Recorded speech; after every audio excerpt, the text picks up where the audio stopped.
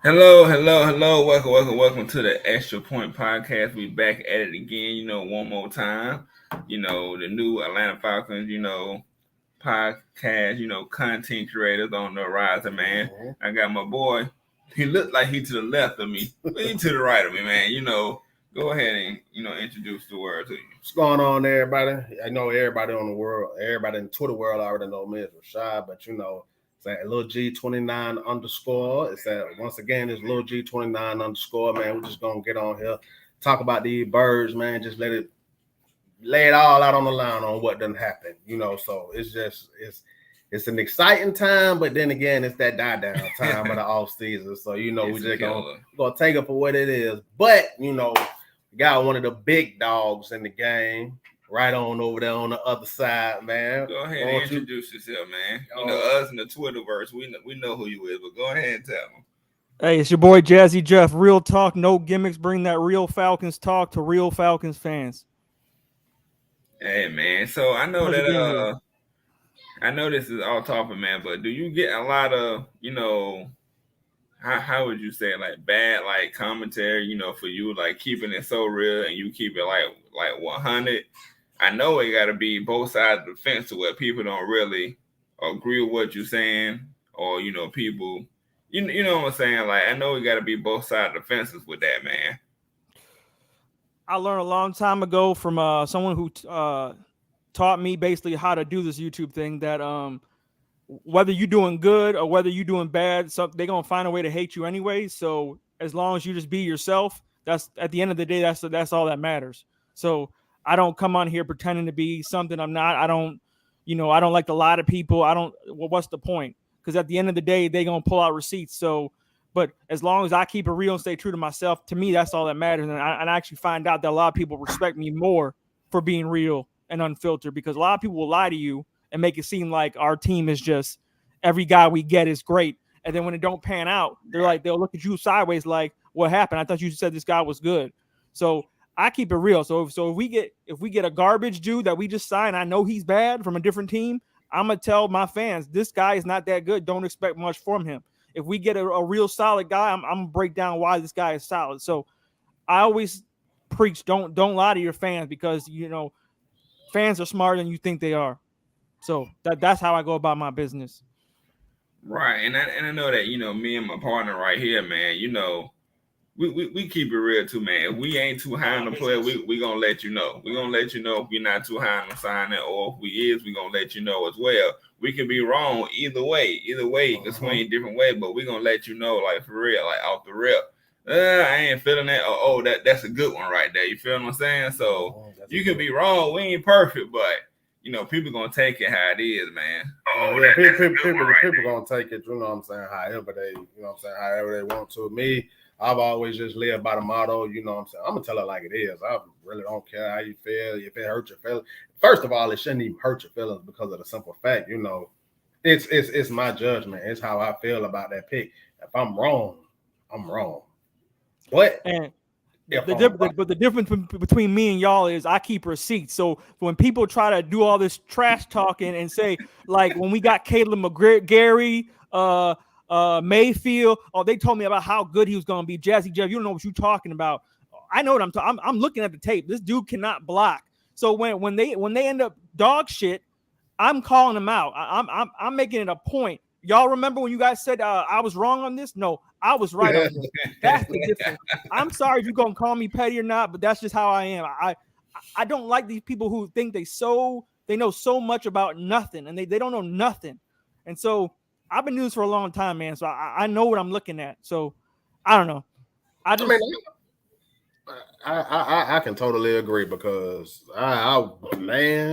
we got, you don't even want to hear what I said when we got Caleb McGarry, because I was already lit up, you know what I'm saying, by Lindstrom. But I was under the perception at that time was, offensive lineman is not the sexy pick. So, instead of looking at the grand scheme of things, which I did once I calmed down, I was like, man, what? And then when they doubled down, I found out. I tell you exactly why I was in Wendy's. I was in windy drive through, and it was like, oh, we know move back up into the first round. I'm like, oh, okay, we finna go ahead and get a defensive guy. And I seen OT Caleb McGarry from Wild. I said, what? I almost hit the folks in front of me. Boy, we getting 4 for 4 and he heard that. Boy, I was like, man, you know what? Look, I'll move on from that because I'm gonna go back down the lane. I don't even want to go down. I mean, but that's the Dan Quinn era. That shit is dead, and I like this TF era. Oh yeah, starting off, he's doing a good job. He's doing a very good job, and one of the main things I was always saying, I wasn't really gonna harp on him about last year, and the reason why I wasn't gonna do that, I'm like, because yeah, you know, they both got hired in that offseason, but you know, it was so many moving parts to that. It was like outside of Pitts and Richie Grant, they really wasn't working with a board that they put together. Outside them first 2 picks, I was trying to get people to understand those boards are almost to the point where they're put together almost like a year in advance before the football year even kicks off. And then, of course, throughout the course of the year, it starts switching up. You start adding people, pulling people off, adding people, pulling people off. So I was like, I'm not even going to put too much stock into that. This offseason, I really can't say nothing bad about it. I'm like, of course, yeah, I want to see if they're going to do something more to the offensive line, but, you know, it's also a lot more than just that, because with the trajectory of the players that you have, you already see what it is that they're trying to run. So I've already got the mindset that I think they're going to try to run it back with a couple of tweaks, but still could add a body or 2 before the season kicks off. Yeah, and not only drafting the contracts I'm talking about with Terry Fontenot, he's way smarter than TD on contracts. Like every contract he's declined an option for, or extending a guy or released a guy, I agree with every single one of them so far. Yeah. TD, I hated when we gave Freeman the big money. I thought back then, why are we giving this dude money? Like he had like one amazing season.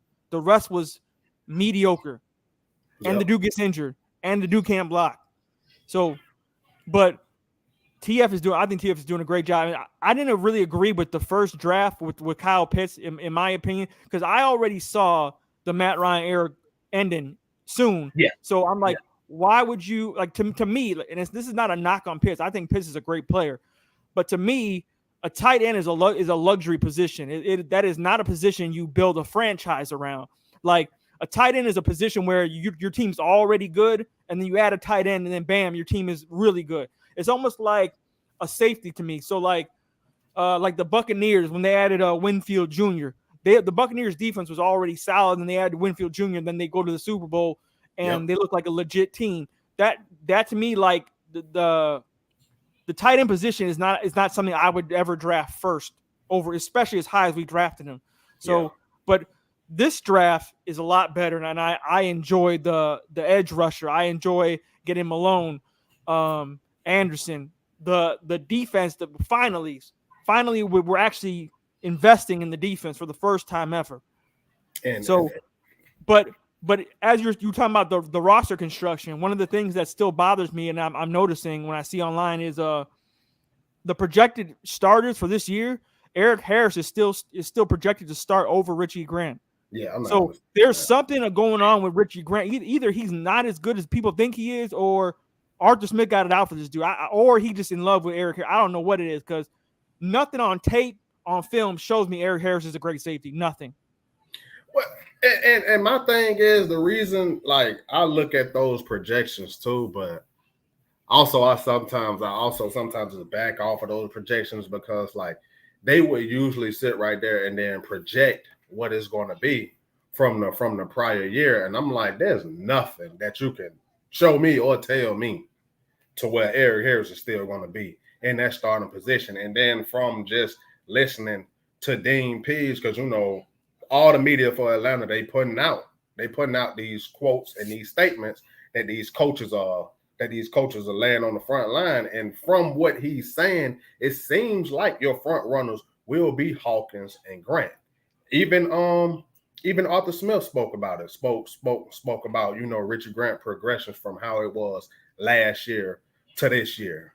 So I already feel like, you know, yeah, those projected, you know, it'll sometimes give you a view of, you know, is that where they really going?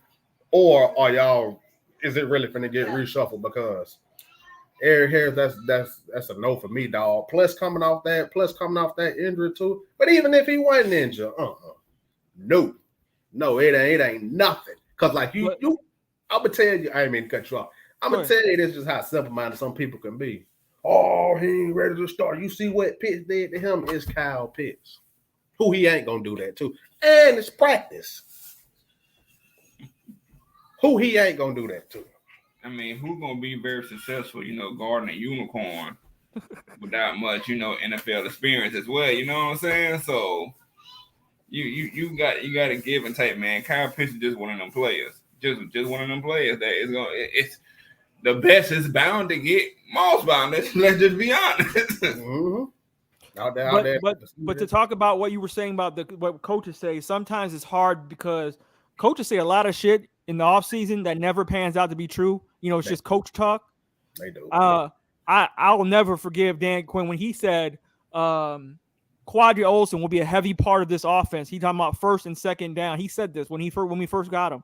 Then it became, oh yeah, he gonna be a great third down back for us.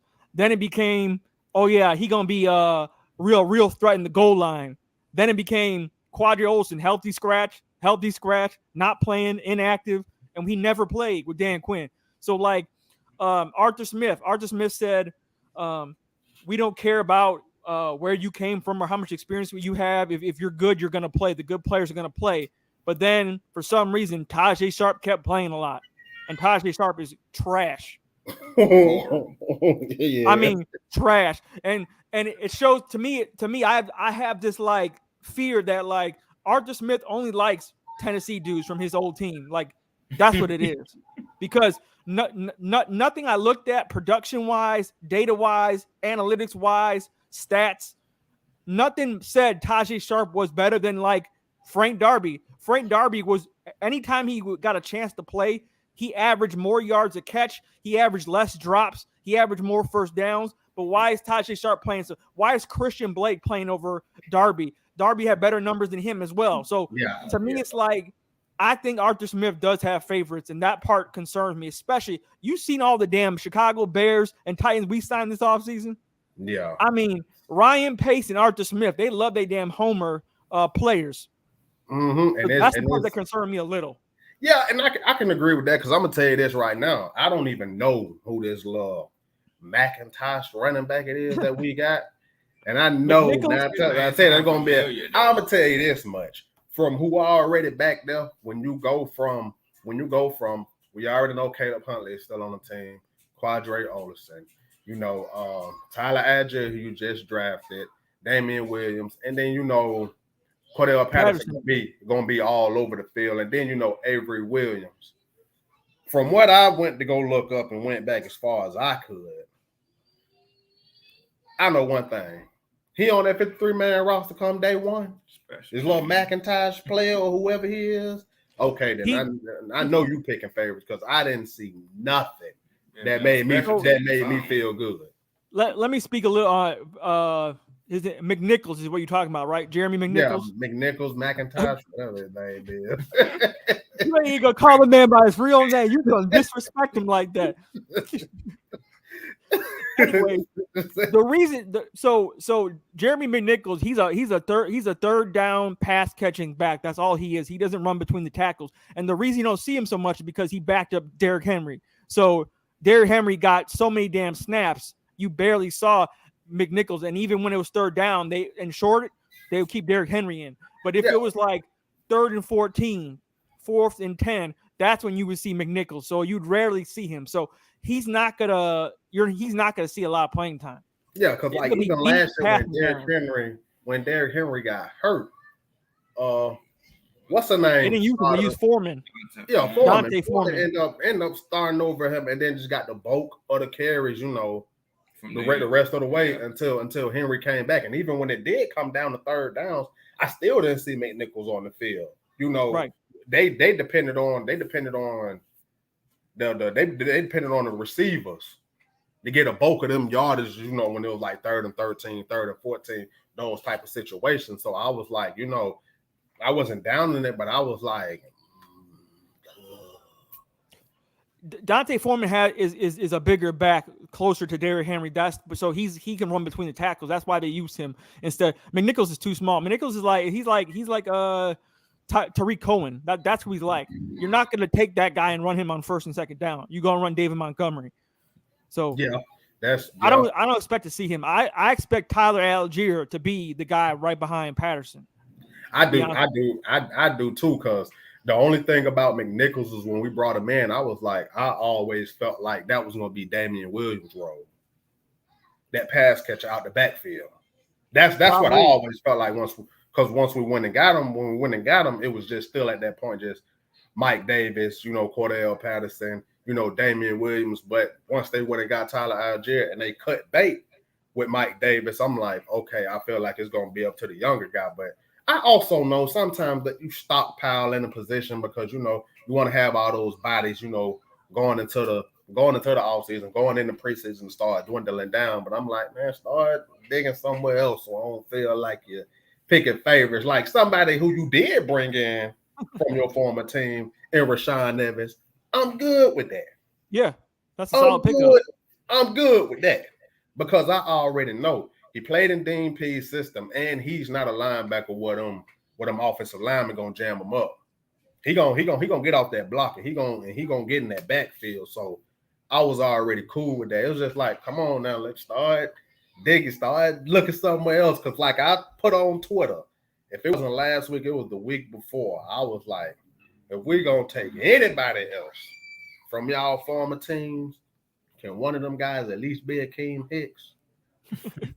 Could we at least get him? Could we at least call him up?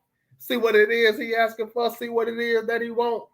You know what I'm saying? Because it's like, can't ask for too much because you're already long in the tooth. But I'm like, I feel like that presence in the middle of that line with Grady Jarrett, it'll be perfect, especially with all the younger guys you bringing along with you.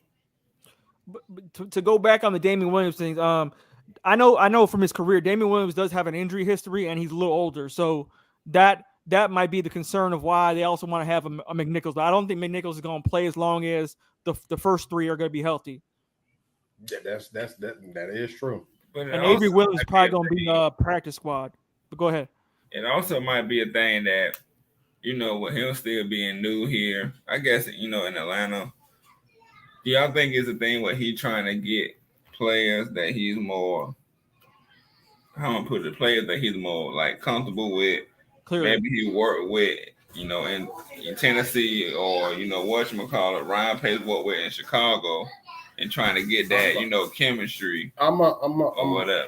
Okay, the best way to talk about that is just like how they also don't want to fully say rebuild throughout the process of the churning of the roster and what it is that they're going to be doing. They're also trying to keep the ball rolling along with it. But I'm like, man, I well enough know, you know, that they don't want to turn it all around at one time. They want to at least feel like they can get some type of continuity going. And I'm like, man, overturn it, man. Come on. I talked about this for hours on another podcast, but they like pulling the Band-Aid real slow. You know, some people who like to pull it real. I like to just rip the shit off. That's just me. Get it over with. I don't care what Arthur Smith says. When you get rid of a franchise cornerstone quarterback, you are rebuilding. I don't care what team you are. Like, that's a lie. Yeah, they say when Tom Brady retires, don't tell me the Tampa Bay Buccaneers are just gonna be like turn around and retool and they're gonna be back. No, they have to find a complete replacement for Tom Brady. Yes. They want to call it retooling. It's a rebuild, man. They just say that shit to keep people in the seats. They don't want to lose ticket sales. That's what that is. They struggling for ticket sales. How else you gonna spend losing the franchise quarterback and keep people in your building? You gotta call it for what it is. But at the same time, like, even though that did happen, it's like, you know, I'm ready for that next chapter. I want to see what it is I want to see what trajectory, you know what I'm saying, y'all finna go. I want to see, you know, what it is we finna put out there on the field. I want to see who y'all are. And real quick, man, shouts out to the folks that's watching right now. You know, you got Padre 0920. He said, "What's up, y'all? What's up? What's happening?" And Ghost Peppers, he said, "Agreed. Would have been better off bringing back on Wade Gallman." How y'all feel about that? I mean, you know, about the situation that y'all, what was it? Y'all talking about the running back, Mm-hmm. and how you feel about if they should have or would have brought back Gallman? Would that make any difference?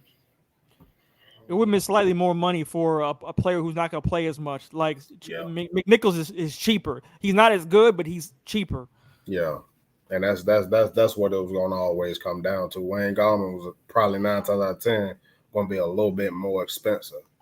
And what's up, BT with Mason, man? What's up? What's happening, man? Appreciate y'all watching. So I'm gonna jump into it, man, because it was good for me. I was glad what I was saying after I calmed down, of course. But let's get into this draft, man. Give me your thoughts. Let me know what you thought. I'm all the way through. Man. Me personally, I wouldn't have gone wide receiver first. And Drake London does look good, and he's a tall, big body, and that's what Arthur Smith likes. But every expert I've read on and the tape I look back on, they all say he's not the best wide receiver in the draft. A lot of them are saying Garrett Wilson, the dude from Ohio State, but he's a little smaller, so that's why the Falcons didn't select him. We do need a wide receiver, but me personally, like I said, I am defense first. And man, how many chances did we have to could have got Jermaine Johnson? Yeah, he kept falling. And then we still could have got him alone. We still could have got an Anderson. I don't know. And there was other wide receivers who were still there, like Sky Moore later in the draft. Like we could have got one of those guys. But I'm not going to knock it because I don't think like this is the year where we're just going to shoot back up to the playoffs. I think another year of rebuilding, another draft, and then we'll be fine for the future. I got to see how I'm okay with the Ritter part though.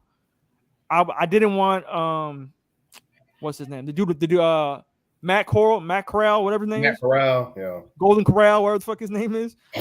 I read reports that he dropped in the draft because he has a depression and alcoholism problem. Exactly. That's why he fell the way he fell. And when I seen that, I was like, oh, I'm glad because they said he was better than Ritter, like skill wise. So I don't know. I trust TF's judgment in that department, but me personally, I would have gone edge first, maybe wide receiver third. I was thinking like, at that point, like when because I didn't expect Thibodeau to fall anyways. I mean, all that pre-draft mess, I didn't expect that. So I was like, where we're at, I'm like, I'm good with Jermaine Johnson right there. But when we didn't, I was like, when we didn't, I was like, I got quiet. I was like, I was just scratching my head. I was like, man, the one route I didn't want us to go, we know when. So, can I ask y'all something? Go ahead. Y'all Georgia boys, and I see you wearing the hat, the championship hat. What do y'all think about us passing for a long time on the Kobe Dean and him dropping that far? Well, what's the deal with that? He the Georgia fan. See, I'm Georgia. He Alabama. Okay, I'm gonna let him chime. Alabama. Okay, go ahead. Talk to me. What happened? Y'all be fighting? Nah, man, we keep it going. He got me this time. Yeah. I ain't gonna never let him live it down. But with Nakobe Dean, it was like not only that late injury history that they had brought up, what they was talking about, what it was, but I also feel like his smaller frame is what the team was trying to get away from. Well, the smaller, because like Nakobe Dean, if I'm not mistaken, I think Nakobe Dean is like 5'10", 5'11". True enough, he's like 220-ish, 230. And I just felt like the team as a whole was trying to get away from that because of that's basically what Deion Jones is, even though he's way more physical than Deion. And from the looks of it, could 9 times out of 10 end up being way more athletically gifted too. But I just felt like, in a sense, it really didn't surprise me. I always felt like Devin Lloyd was going to go before him, and possibly some other people because of his frame. Even though that proves nothing, I mean, when you look at it, really don't prove nothing sometimes when you're undersized at a position. But when your DC is not used to that, and then you put on tape, his tape, hell of a tape with Nakobe Dean. A hell of a player. I mean, me personally, would I have took him? Well, yeah. But that's what, and it wasn't because he came from Georgia. It was just like his play showed it. Right. His play showed it week in and week out, no matter who we played. He put it out there on the field. But I just understand, regime change, culture change, bringing in your guys, just trying to flip the whole scenario, because I'm cool with how the linebacker room look right now. With Rashawn Evans, Mykal Walker finally getting his chance once he should have already been on the field. Anderson, that might take a year or so. Then you got Nick Kwiatkowski. I guess that's how you say it. Nick Kwiatkowski, and then, Landman, the undrafted guy, because I'm just like the coaches. I'm not bringing up Deion because what's the point? I love Deion, man, but I hate to say, but he's washed. Like he used to be a game changer. Like someone, yep.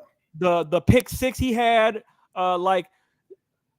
he was a game changer. Now he's like just a guy. Like you forget he's out there half the time now, and then that's not the Deion Jones I remember. That's not him. And I don't know if it's me. I don't know if I'm the only one who feel this way, but it's like after he suffered that foot injury, it's just like, he was never the same. Like he second guessed himself a lot.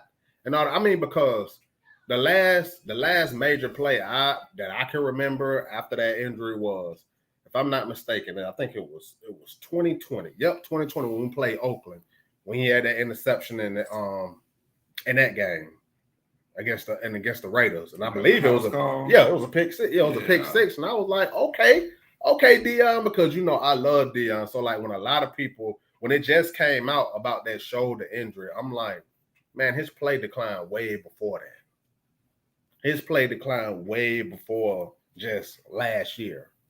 Even though I don't know how long going into last year, how long that injury occurred. I'm like, the play had declined way before that. So I was like, love him to death, because like he was just game changer. You know what I'm saying? Like he'll get you that timely pick. You know what I'm saying? He'll sometimes end up being in on that tackle for loss. Like last year, he had a tight end dead to rights behind the sticks, whiffed on the tackle, tight end down, gone. Yep. The last time when I seen him make one of them plays like that, it was against Chuba Hubbard, first game against Carolina when he had forced that fumble. Yeah, behind the sticks, and it was just like. Speaking of my injuries, man, is it me or the Atlanta Falcons are cursed with injuries on edge rushers and outside linebackers like Dante Fowler, Tack McKinley, Vic Beasley, like. They all get injured all the time. Like, can we just have one solid? I'm praying for Ebiketie. I'm praying this man don't get hurt, because I can't go through another one, man. Every time it seems like we got somebody, they get hurt. Because I'm gonna tell you, man. Who that is? Big Low. Yeah, Hollywood Low in the house. What's up, Coach Low? Big Low Country drinking that moonshine. Go ahead, Country. Oh yeah, you already know he on it. Yeah, you got a lot of me says water. Ain't no damn water. You drinking that water don't sting the throat like that, player. I ain't saying. Drinking some homemade liquor. That's what he drinking. Yeah, man. With these edge rushers, like I hope it all pans out. And I'm gonna start with Lorenzo, who we brought in from the Giants, because I believe he's gonna be on that line a lot. I hope you know, all them guys just come through and the injury bug don't bite. Because I honestly feel like, you know, if everyone can get up to par, you know what I'm saying, you will have some type of life right there. From Lorenzo Carter to Ebiketie to Malone to and then it's just and then when you jump off the edge, you just look at the line as total. Like I'm gonna pay real close attention to Marlon Davidson this year to see is this another gonna one be gets injured. Yeah. It's another one. That's what I'm saying. Is that light finna come on for you? Taquan Graham, this your second year. What we finna get ready to see? And to me, it's all about helping Grady. That's what it's about. Yes. He's in these double teams for what? Guys to not do their job, not to get sack production. Like, why do we have Grady if we can't help him with any of the edge rushers we have? Like, that's the key. And I don't want to lose Grady because we will have nothing in the middle if Grady leaves. We really wouldn't. And it was telling when his mic'd up had came out from that game when we was playing. If I'm not mistaken, who was we playing? The Lions or Miami? We were playing one of them. And he was like, damn, y'all ain't got nobody else to block. He was triple team. Wow. And I'm like, that's in a sense at the same time, that make you sit back like a fan, like, dang, bro, like for real, like you got like they didn't block because shit. You ain't even got to have nobody on Steve Means. He still ain't gonna get back there. So don't even get me started with him. he hates it, man. Glorified hype man. And then one time he make a play, he get hurt. He scoop up a phone, but they go tackle him, he hurt. Glorified hype man. I was like, man, get out of here. Dante Fowler couldn't stay on the field for nothing. He'll run his mouth in the offseason, but he couldn't stay on the field for man. Besides that, what we got going on right now, because this was my motto.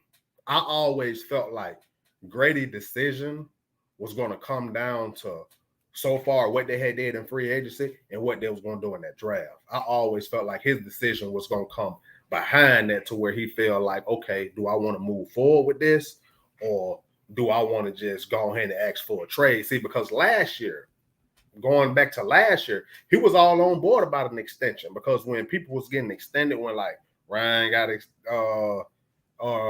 when Debo and Ryan, I believe both of them, had ended up getting extended or one of them got restructured, he said, my phone line open, you know what I'm saying, for an extension. But, it didn't happen.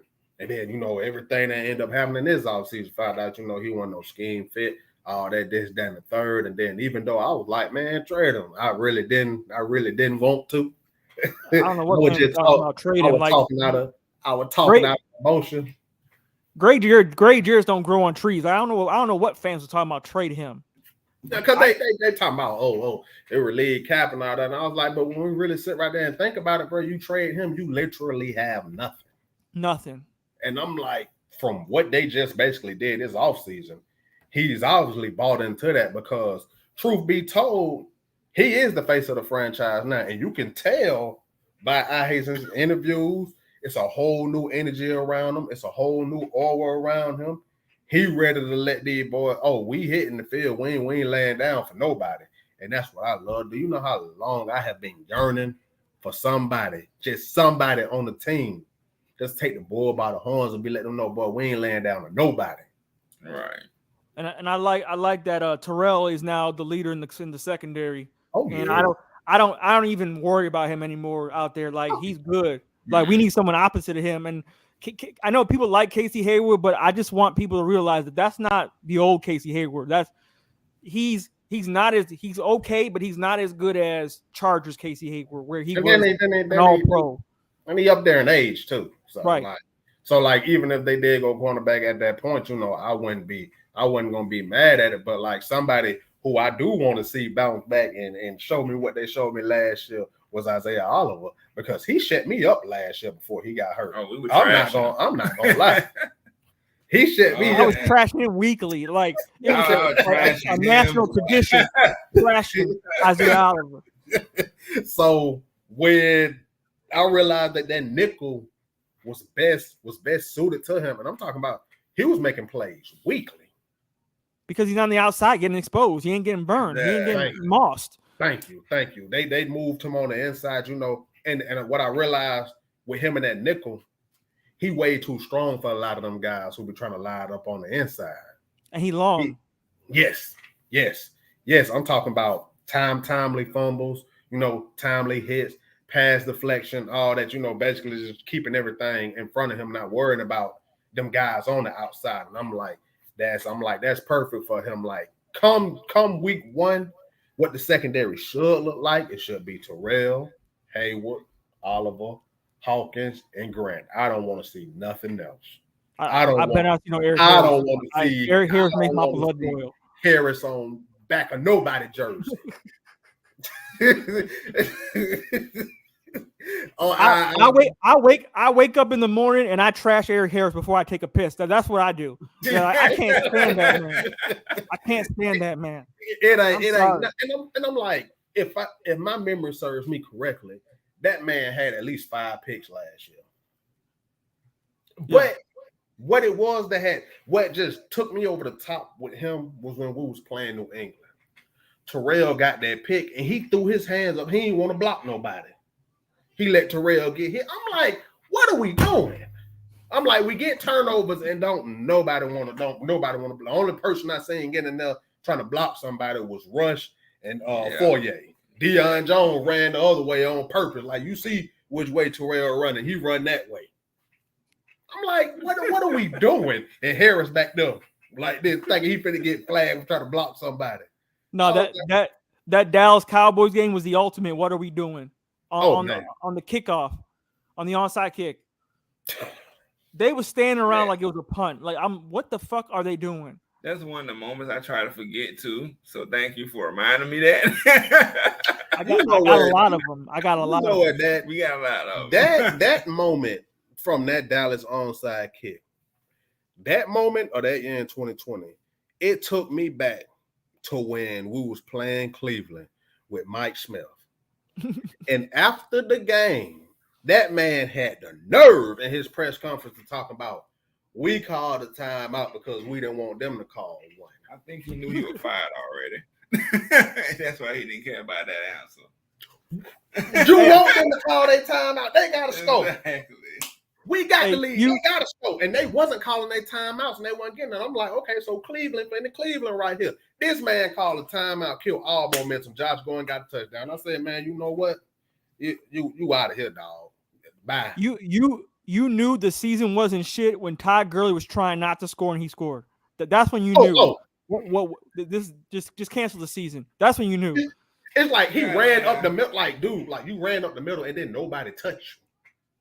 And so then you try to stop. Dude from Detroit over there, like, hey, they know through. They celebrating that he scored. I said, boy, I'm like, if that can't fire your team up from that point moving forward, I don't know what will. They was happy you scored. I was sitting there like, so you telling me when we try to score, we can't score, but when we don't try to score, we score. What the fuck is this? That's exactly what it was. Like, you're not supposed to score, and then you go out there and score. Because, like, I'm gonna give a shout out. It's a shout out to my wife right now. As far as with that particular play, why y'all just didn't kneel? Coaching, man. Because I was so in the moment and so pissed that I didn't even think about that. She was like, why they just didn't nail the ball? I was like, you know what? That's a good ass question. I don't know why they didn't do that. Cause I'm like, and then they went down at that point in time, Detroit ain't had no timeouts. Nope. They went down the field like it was nothing. But you know what? Some told me that game was gonna be funny from when Terrell popped Stafford ass and they said they talking about roughing the passer. Excuse me? They got Grady for that too. Head all out the way. They got Grady for full body weight. Like, yeah. I thought this is football. I ain't even finna start with these refs, man, because the stuff that they do and the stuff that they call, man, Like I always love them for not giving the Saints that call. I mean, I ain't care about that. I mean, I'm gonna always love that. I'm on their side all day for that. Hey, Coach Lowe said Jazzy Jeff over there naked in that Frank jersey. I bet he got on no drawers or nothing under that table.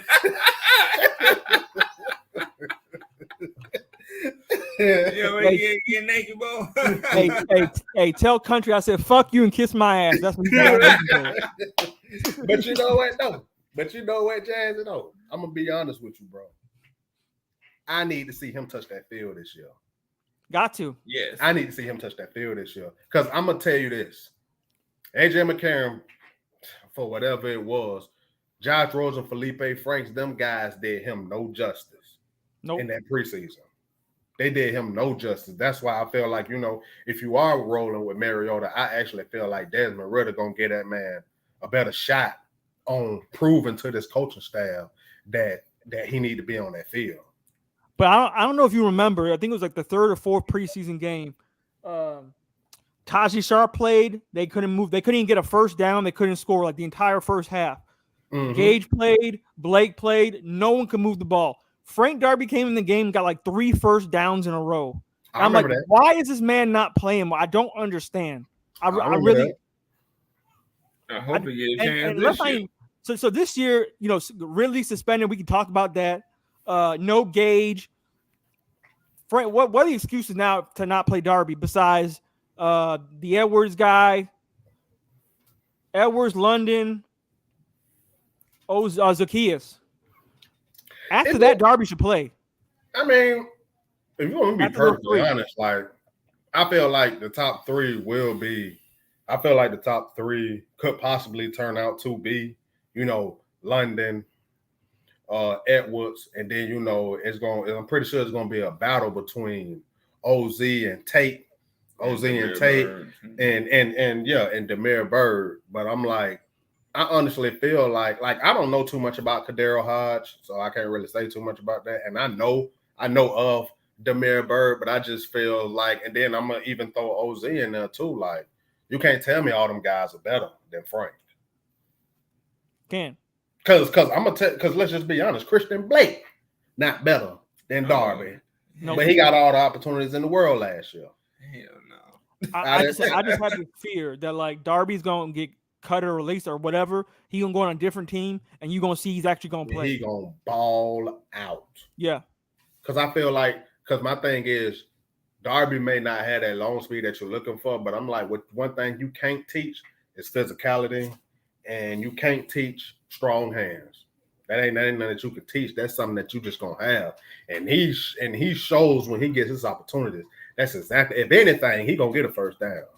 If anything, I know there was one play he dragged 8 different defenders to a first down. Yeah, like the whole pile, he moved it.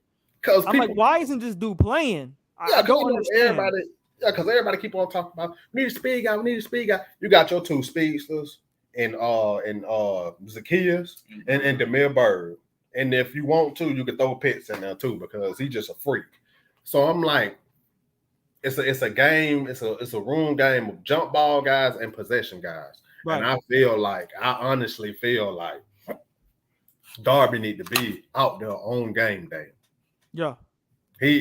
A lot of these guys in this upcoming preseason shouldn't be getting that many snaps over him. What's y'all opinion on Calvin Ridley? What do you think about the whole betting thing? Should he be suspended the whole season? Do you want him back?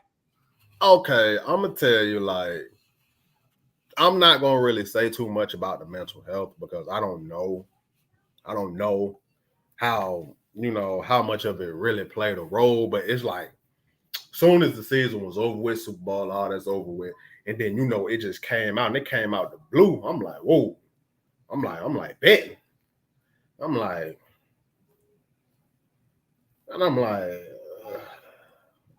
really? And then when I found out that he was betting on us, I said, okay, it must be something wrong with him. I said, was he betting to the point where it was like, okay, I'm betting for them to lose, or I'm betting for them to win? Because if you betting for us to win, the odds are already against you because you ain't playing. Exactly. So I was just right there. already slim to none. But it did come out that one of his bets was that, we weren't going to score in the red zone on particular plays and all that. And on them particular plays, we didn't.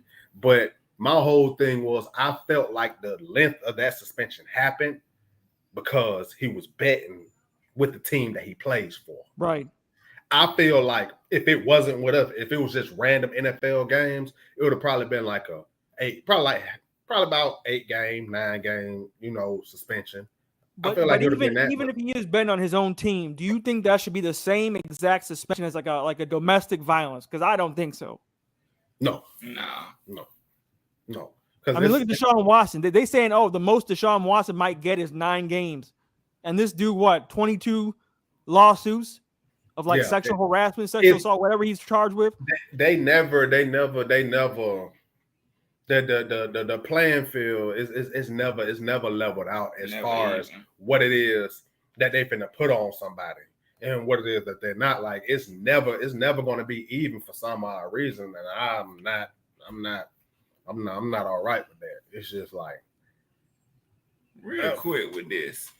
Padre said Frank might want to move to safety. That man bulked up and looked like he in great shape. No, not everybody can play safety. That's a totally different position. I don't know, man. You're gonna push him further down the depth chart right there. Then trying to learn an entirely new position. It's like no, like I need to see, keep him right there where he at because I feel like even with the guys you brought in, it's a lot of them guys. I feel like he still has a lot of potential to play over. And Ghost Pepper said it wasn't Ty Gurley's fault our defense was so trash that Oscar the Grouch showed up on the sideline because he thought he heard his mating. He thought he heard his mating call, man. I mean, it ain't nothing to explain with these Falcons, man. It just we go through the hardest of times. It never ceases to amaze me when stuff like that happens. But back on the Calvin Ridley train. Do I want him back? No. And it ain't even because of the gambling. It's just like that man checked out so long ago. And I'm talking about like mentally with the team. And then like things that got on my nerves was running backwards. Yes. It's like, dude. I remember one time, we needed this first down and he steady running backwards. You know what I'm saying? Not gaining yardage. And I'm like, and also he doesn't fit the scheme, but I just feel like a new scenery is what he needs. A new scenery, and then a year off of football. I don't hold that against everybody, but I'm like a year off of football. If I'm not mistaken, I believe Calvin Ridley is going to get ready to turn 30. I feel like he sealed his fate for this team once that happened because it was heating up. At most, they was going to at least get a second for him. And I heard it was a couple first on the table too. But now you're going to have to hope if somebody going to give you anything for him. Because even though we recouped that 11, I heard once he is reinstated, then that 5th year, it kind of comes around again. That we'll be on the hook for whether he plays for us or we trade him. But I'm like, that the value on that going to be way low. Hell, let alone if anybody do. I don't think it's going to be as low as like people who have committed actual real serious crimes. I don't think, I think betting is something that you can forgive a person for. He's still a good player. I think he's still worth a 2nd round pick. And no, I remember one time it was like fourth quarter when it was like a 3rd and something. He got the first down and then he purposely went backwards, jump cut backwards to go opposite field. He got tackled before the first down and we had to punt the ball. I lost my shit when that happened. And this is the person that's an Alabama fan that I watched Calvin Ridley do this countless again. But it was the first time that he passed the first down marker and went the fuck backwards. When we played Kansas City. Clear shot to the end zone and he bounced back again to the outside. Well, in pursuit, I'm like, bro, if you would have stayed on the same trajectory, you win there, and that possibly right there, you would have won that game because defense was good. They showed up that day. I also noticed that he'll catch wide open passes, but when a dude's coming like to hit him, he'll alligator arm and he'll drop the ball. He gets afraid of contact. He shies away from contact. And I'm like Gage is less talented than him, but Gage is fearless, and Gage will catch balls that should put him in the hospital. And, but you said it a couple weeks ago. What's his name? You saw more physicality out of Alameda Zacchaeus. Yeah, Zacchaeus go across the middle too, knowing that he gonna get plastered. And I done seen him catch some of the toughest passes and still hold on to that ball. And I'm like, Calvin Blackjack, really. Like I done seen Zacchaeus go across the middle and get plastered, but that boy jump up, let you know he got the first down, and he just shake it right on off. Like I knew. I see when Calvin went across the middle when we were playing Miami, boy. Holland told him up. That man went straight to the sideline and was just standing over there. I'm like, come on, bro. You already knew that was going to ramp up, especially once Julio hit the door. You knew just straight. Yeah, you already knew just streaks down the field wasn't going to be nothing that we were going to be doing. You're going to have to go across that middle, but it was like, even when we played Washington, when he didn't have to go across the middle, it was like 2 or 3 passes that was clear house calls that he dropped. He dropped going straight down the sideline. I made a joke on Twitter that he should go to the USFL league and go to the Houston Gamblers. That'd be a good boy to be in the locker room back before the game. Oh, watch me get this and watch me get that. Dykes. That's what I'm saying. Like, man, it was just like it was the last thing I expected when it came out because I was at work. I'm going on break. I pull my phone out, Bleacher Report, talking about. Falcons Ridley suspended for the entire 2022 NFL season. I was like, whoa. I said, what the hell going on? When I read up on it, it was like more details to come, and then that day started getting flooded with information on what it was. I said, man, you know what? Man, the long story short, I don't think even when they get reinstated, they're gonna keep him. He ain't gonna be bad. He don't fit what they're looking for either. He just made it easier for himself, for them. Yeah, to let him go. I just think we need to build more picks for the future draft. We got all this cap space coming next year. Woo. We have a chance to actually get real legit game changing players in free agency for the first time in I don't know how long. Look, man. Been a fan. Look, man, in all my years of being a fan, I can't even name the last time we was going to have this much cap space. And I'm like, but I'm gonna go back to the beginning of the show with what you had already spoke on. It was just like with the cap that we do have, Terry doing he making wonders happen because if I'm not mistaken, I believe we had like 12 and a half right now.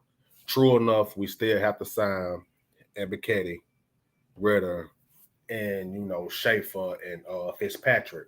But even still, after signing them, because those guys aren't gonna the most expensive contract out of those 4 will be Ebiketie. But then again, that's still not going to be, that much of a damper because he was second round. So even after you sign those 4, you're still going to have money to play with on if you want to bring in another veteran or 2. Yeah, I wrote a post. Even after all the signings, I saw a list. We was like top 15 in cap salary, and I'm like, Terry Fontenot did this in 1 year, top 15 in cap salary. TD was here for 12 years. Mm-hmm. Mm-hmm. We never had good cap in 12 because all those damn bad contracts, man. Man, I'm talking about like the list go on and on. I'm talking about from Paul Soliga to Tyson Jackson to them 2 busts in Jamon Brown, James Carpenter. Mm-hmm. I'm like, dude, like, what are you doing? Brooks Reed. I'm like, oh. And then we won't sign the good players. What's his name? God, the fullback, the dude I love. Oh, DeMarco. Patrick DeMarco, thank you. That man was not asking for that much, and we did not re-sign him.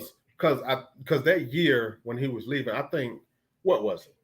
Buffalo. I think Buffalo gave him 2 years, $8 million. I was like, so this man was basically asking for $4 million, and you didn't want to get at him. I'm talking about like it don't matter what defender he was going head up with. He had that running game going. Like even after we played 2016 when we played Denver. Yeah. Even right after the game, Von Miller went up, dapped him up, man. He said, "Do the best fullback in the game." I'm talking about even that whole year. Then going in, I'm like, that man was. I'm talking about stonewall at the fort, and we just let him walk out the door. Made no sense. Just like I wasn't cool when we let Devondre go. Yeah. I still wanted Devondre here. Me too. I still wanted Devondre. Now it How was we have money though. Yeah, it was one player that did real good for us, but I knew he was going to price himself out because of what he did. Right here. Yeah. Oh man, don't even get two left feet and was just horrible. Yeah, them draft pick. What his name is? Damn, what that big boy? Poe. When he lost all that weight and killed it when we had him on that 1 year contract, I knew he was going to price himself out. So that's why I couldn't really be too mad about that one at that time. But I'm like, the ones, who do put it out there, like, I was always on board of keeping Tevin over Devontae. So was I. Yeah. That was just because I'm like, he had the physicality and he had the home run speed. His fumbling issues was his rookie year, and then after that, it didn't happen no more. Yeah. I always said after 2016, we should have let Dan Quinn go, made Kyle Shanahan the head coach, and then kept Tevin Coleman. And I think we personally would have been back in the dance. Tevin Coleman was the home. See, think about it. Remember, leading up to that Denver game, it was on the table on if he was going to play or not because of his sickle cell. And last time I checked, he sealed that game from start to finish. He was slashing Denver. And then people tell me all the time, like, "Oh, Jazzy Jeff," but yeah, look at him now on the 49ers. He doesn't do anything. If anyone watches the 49ers, they run all their running backs into the ground. Like, they all hurt. Mostert, Elijah, whatever his name is. Elijah Mitchell. Trey Sermon from last year. Sermon got hurt also. All of them, they all get hurt because of how much carry. We wouldn't run like to Tevin Coleman like that. He would have been a lot fresher on our team. We used him in pass catching where Devontae Freeman is not as good as him. Tevin Coleman was out there running routes in the NFC Championship game for touchdowns. Oh, yeah. The one versus the Packers, he ran like a damn corner route. Yeah, and I'm talking about it was. People got you can't compare how one team uses a player versus another team and then use that as the measuring stick of how good a player is. No, I mean, because I had already knew once he went to the 49ers, I already knew that he wasn't going to be the starter because, there is no starter out there. It's the same thing for New England with Ramon J. Stevenson, Damian Harris, and whoever else they have in the fold. There is no starter. One starting 1 week, the next starting the next week. It's a stable of backs. But I also just felt like if we're just going to look at the grand scheme of things, I always felt like Coleman was better than Freeman. And good. I'm going to switch the subject, but I always feel like in free agency, we always get guys that are past their primes, like too late. We get them too late instead of too early, like Todd Gurley, Steven Jackson, Fowler. The only guy who was late in their prime but still was great and productive was Tonio Gonzalez, in my opinion. That was one of the greatest signings we ever had. Yep. Everyone else, I feel like we get them way too late. And we think that, and we expect the same production as them in their primes, and it's not realistic. Yeah, and a lot of them situations, we'll be getting who we don't need, like those days of TDs when we would have a good little cap space to move. He'll just go get someone clean out of left field, and I'm like, dude, like this ain't finna work. Like 1 year when we didn't have too much cap space.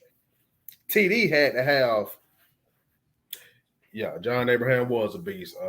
Ghost Peppers, I have to agree with that. What did we give up for him? I don't even remember. Was it a second rounder? Ray Edwards, man, go ahead on, Coach Lloyd. Man, go ahead on, bro. There goes another edge that we did that didn't work out. Exactly. You hit it right on the head. Yep, another edge that did not work out. Kaminsky release. What happened to that? I thought he was supposed to be something. Man, I don't know. I had people telling me this dude was supposed to be a bona fide stud in the making, diamond in the rough. That's what people told me. Coming out of Charleston. Yeah, that's what I said. You can't find Charleston on the damn map. Nah, man, get out of here. It's only certain players, who gonna do that. So my whole thing is, man, like with what they finna have next year, which is the number I'm keep hearing is 100 plus, because a lot got to do with them TV deals finally kicking in too. But one thing I like that Terry did do is what Philly did last year. Philly took all their dead cap plus what the dead cap they were gonna have to deal with from trading Wentz, took it all on the chin, and then look at you. You come into this year, they going look at what they got now. Jalen Hurts ain't the answer, but outside that, look at what they got now. And that's a good strategy. And don't disrespect my other opinion, because I like what the Rams do, and a lot of people think it's too aggressive, but I like the whole mantra of "fuck them picks" and just going for it. I like that for some. Like I like aggressive teams. Because if I was a GM, I'd be more aggressive. Yeah, and the thing is, with them, they set that precedent. Yeah, they set that precedent, and it works. It works totally for them, because you already have Aaron Donald, who you drafted. You didn't have to do that, but they pick up guys like, what was that guy name from Chicago? They pick up what was his name? Leonard Floyd. Yeah, they go pick up Leonard Floyd. Allen Robinson. Yeah, they picked up Leonard Floyd. This is what they did, all before now. And then traded them 2 first rounders from Jalen Ramsey. But first it started with getting rid of guys that people still thought were solid starters in their primes, getting high draft picks for them, parlaying those draft picks, trading them up, and then getting a star player that's younger and better. Yep. That's exactly what they did. They were smart to get rid of Dante Fowler when they did. Yeah. There's a couple of guys they got rid of who. I don't think who the players were. Anyways, but I think we hold on to guys way too long. Yeah. I also love the New England Patriots, because they always get rid of a guy a year before everyone else says get rid of him, and it's worked for the longest time. I honestly feel like we're seeing the change right in front of our eyes. Like, I don't even think he's letting these guys go just because it ain't his guys. He know that they're not good. That's why he letting these people go. People will talk about, oh, it ain't his guys, so he gonna get rid of them. I'm like, nah, man, he getting rid of folks who we know ain't good. We know. Just as football fans, we know that Matt Ryan is still very good, but that wasn't gonna work. Not for our team.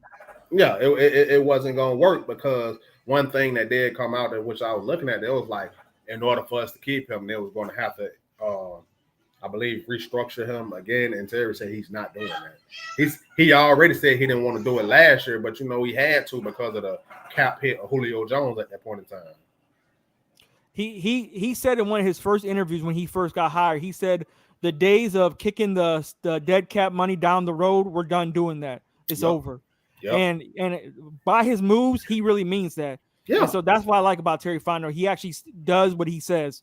And Matt Ryan works on the Colts because of that offensive line, Jonathan Taylor, their defense, et cetera, et cetera. We can't protect Matt Ryan. So what's the point of holding on to him and watching him get beat down every year? When we had Pound for Pound on the show about 2 weeks ago, one of the statements I had said was, for him to work on your team, you was going to need a power O-line in front of him.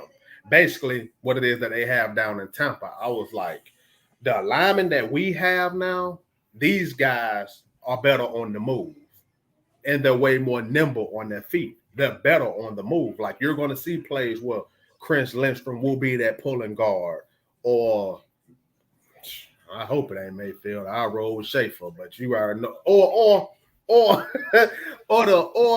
and what's the name? Show it to you every year that it's better for him. Jake Matthews.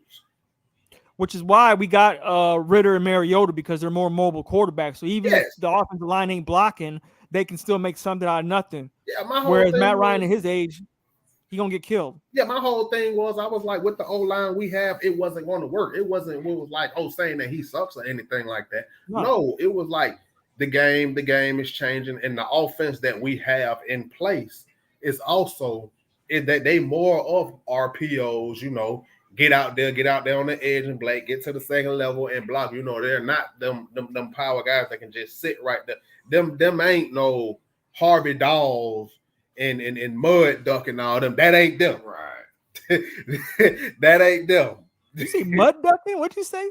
No, you know mud duck. You know mud duck at that center. No, I don't know about no damn country shit mud ducking. Go ahead. You want to explain to me?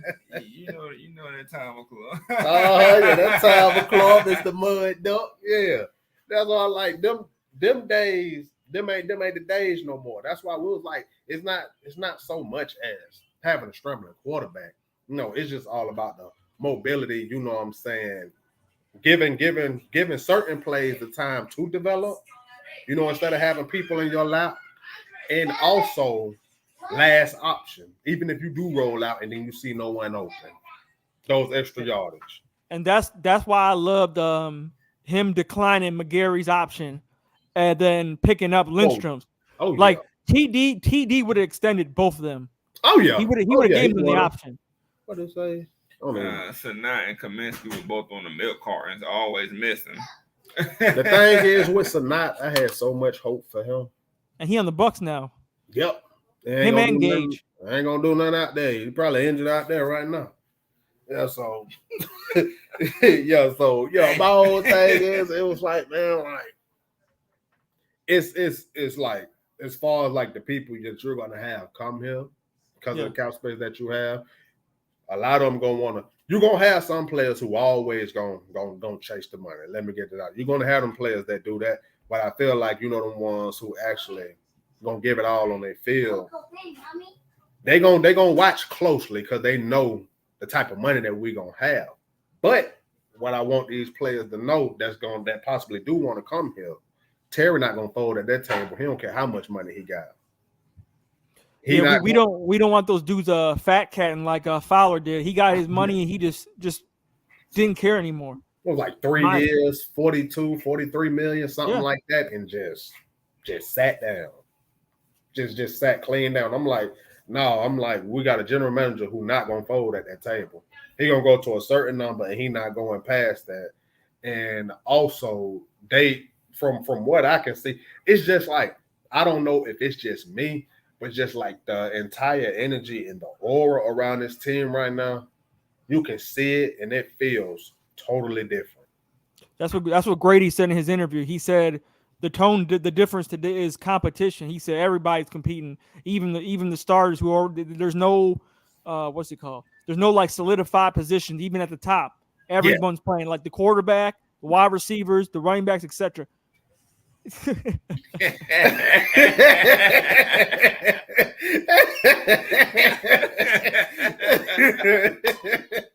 Oh, hey, man, boy. I'll get the hate out of my heart when he gets his moonshine out of that bottle that he be drinking of, because I know what it is. It ain't water, country liar. Yeah, come on, throw out that water. We know there ain't no water. Everything you drinking. Woo! Put some hell in your chest, bro. Like, ain't no water doing that. Country be getting naked for Kyle Pitts. That's what he be getting naked for. Ask him. Hey. He took his shirt off last draft. That whole.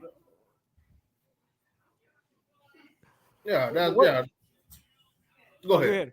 Oh, I was asking, what do y'all think about like the division in the future moving forward, like this division, in terms of like Coral, who they got, Winston, and then when Brady leaves, what's it gonna look like? This division? It's going to be different.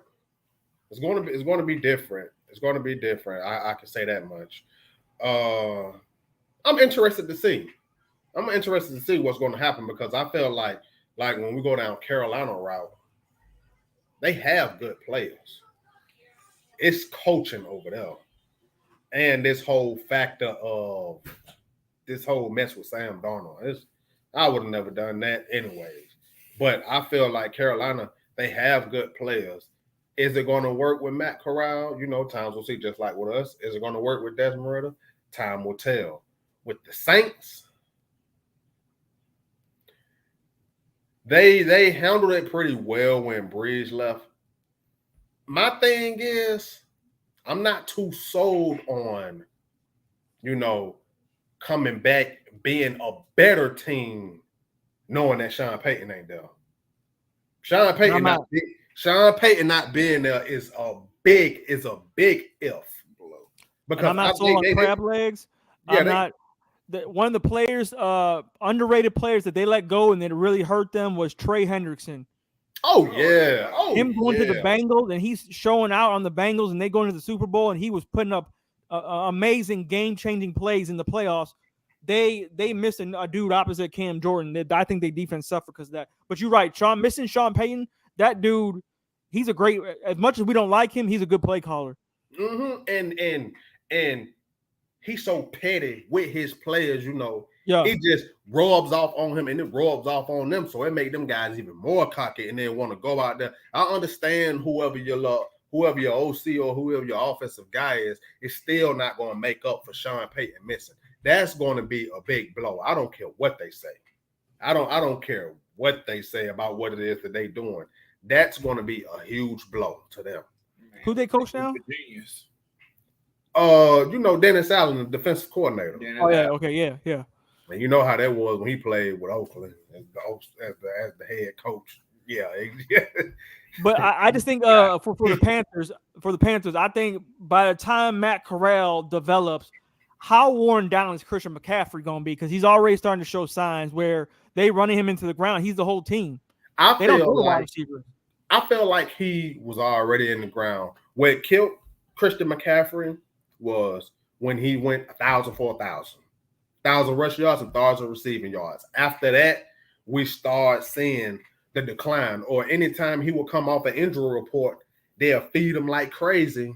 It's their system. That next game, just like they just got reported on Twitter, I said a couple days ago, they said they're not gonna let him play in no preseason games. And I'm like, okay, that's cool, that's fine and dandy. You know, a lot of vets, you know what I'm saying, don't do that. But what is his usage gonna be on that offense?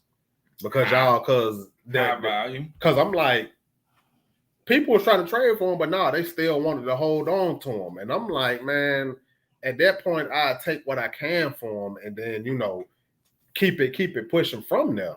Because like y'all stuck with the rest of that huge contract that y'all gave him. And then the whole thing is going to be on, you know, is he going to be on the field and what his usage is going to be. I felt like they burnt him out mighty quick. It's that system. It makes no sense why most games he's the leading receiver on the team when you have a guy like DJ Moore. Put DJ Moore on like the Kansas City Chiefs and watch this man go off. Like, oh yeah, that dude is wasting his career there doing nothing because they run the ball way too much, and when they throw the ball, they throw the running backs. Yeah, Chuba Hubbard, they throw Chuba Hubbard a lot too now. So I'm not afraid of the Panthers. I think the Panthers are going to be the Panthers. Oh no, man, please. Oh no. I think once Brady retires, the division is wide open. It is, and my thing is like, what they gonna do? That's a very good question. They gonna roll with Kyle Trash? I mean, if they Kyle do, Trash then... or Trask? What's Kyle Trash? Saying in his name. my whole thing is, I for real thought that was his name, Kyle Trash. Like, I even seen the decline with them last year with Tampa. Yeah, the age you showing, I don't care. Father Time is undefeated. It is undefeated, and it even showed last year. It started showing over break. I'm gonna tell you right now. That man took it as a joke when he retired, and then coming back from unretiring. I'm telling you, he think it's all fun and games. See, when the Rams busted that lip, he got a dose of reality. He was like, "Oh wait, oh no, I ain't inhumane." And I'm like, every year these defensive guys, bro, they ain't doing them getting bigger and faster. And he think he done dealt with something. I mean, you seen what happened with Breeze. When they cracked them 11 ribs. Yeah. That's why I'm like, dude, it ain't gonna be no different with you. And I'm like, these guys be coming for you, just like they hit every other quarterback. So I'm like that playing with, oh, retired, oh no, I'm unretired, I'm coming back and all that. You keep on playing. Not only that, so AB gone. Who's to say Godwin comes back and he's the same player that he was pre-injury? Mm-hmm. Gronk don't know if he'd retire or not, so Gronk might not even be there. Mm-hmm. And you know he banged up. He every time he gets hit, that man got a brace on his arm, his knee, his leg. He got braced everywhere. He looked like a damn bionic man out there. So Mike Evans, he's still good, getting a little older, but once Brady leaves, you got to blow that up, in my opinion. Yeah. See, because I don't think Kyle Trask is taking that team anywhere. Because my thing is, they was able to run it back with all those players, but you know, they got bounced out the playoffs. And then now, when you look at the things, you know, Brady is a year older. Now, you brought back Leonard Fournette, but you lost Ronald Jones. Ronald Jones up out of there. So your second back is going to be that guy that they drafted a couple years ago, the little thick guy. And then when you go to your defensive side of the ball, JPP and Deidre Sonata ain't even there. They both sitting out on the market.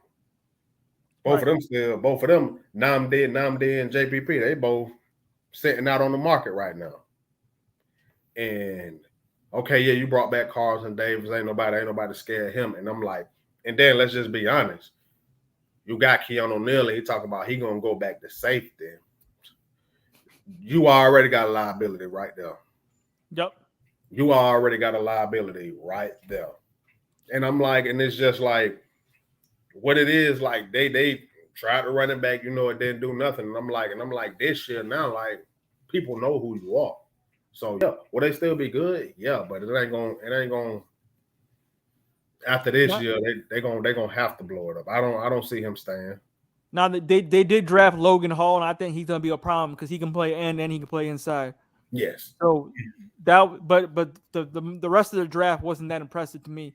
Yeah. One of my boys back home, he's a diehard Saints fan, and he hated their draft. He thought they didn't do nothing.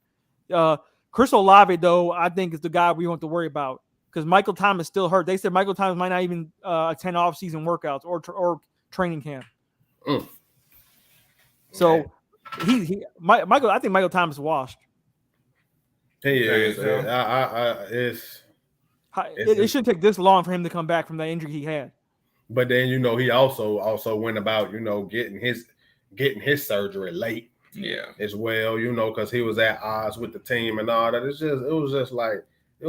was just a mess, man. So I'm like, outside Chris Olave, I'm gonna just be honest with you. Deontay Harris, they return, man. He don't scare me. Nope. Caldwell don't scare me. Nope. But if you just gotta stop Kamara. You just gotta stop Kamara. Yeah. What's the name of that wide receiver that tried to come here from them? He don't scare me neither. Ted Ginn Jr.? No, not Ted again. You know who I'm talking about. I know you're talking about. His name ain't coming up right Number now. 10. Tre'Quan Smith. Oh, I know you're talking about. Yeah. Tre'Quan Smith. Yeah. Yeah. He don't scare me. And then what has Jarvis done as of lately? I mean, Winston throwing the football. You know, he's gonna give you two or three interceptions you can catch. Yeah, Kamara out 6 games. Oh, yeah, he might do end up being suspended because of what was it? Was it domestic abuse? So that happened. Early. That happened early in the offseason. Yeah, he beat someone up. He beat someone up like to the point where they had to go to the hospital and had they was like in the ICU, I think. Mm-hmm. Yeah, it was something. Yeah, it was something along them lines with him. So yeah. I'm like, and go back to what you said with Winston. See, Winston is better with guys that stretch the field, which is that's why I feel like Olave gonna do his thing. Because I feel like that 1-2 combination with them, you know what I'm saying? That's cool. But outside of that, everyone else is kind of like. Now, don't get me wrong. What they did on the defensive side of the ball now, that's gonna be a matchup. How you went and got the Honey Badger, you got Marcus May. They got that little Cyrus safety, Sorensen from Kansas City. I don't know what they finna do with him.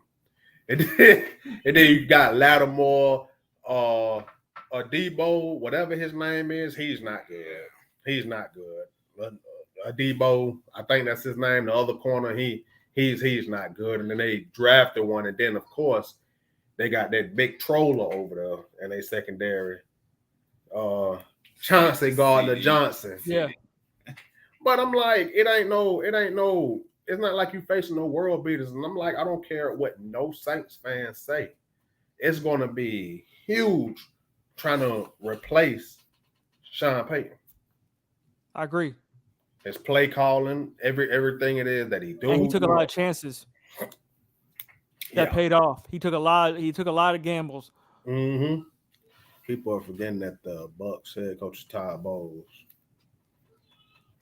I mean, well, with Todd, his strength has always been defense. It's just about he wasn't good though when he was a head coach. Yeah, they're gonna keep rolling with the same mantra what they've been rolling with, and I don't care what nobody says.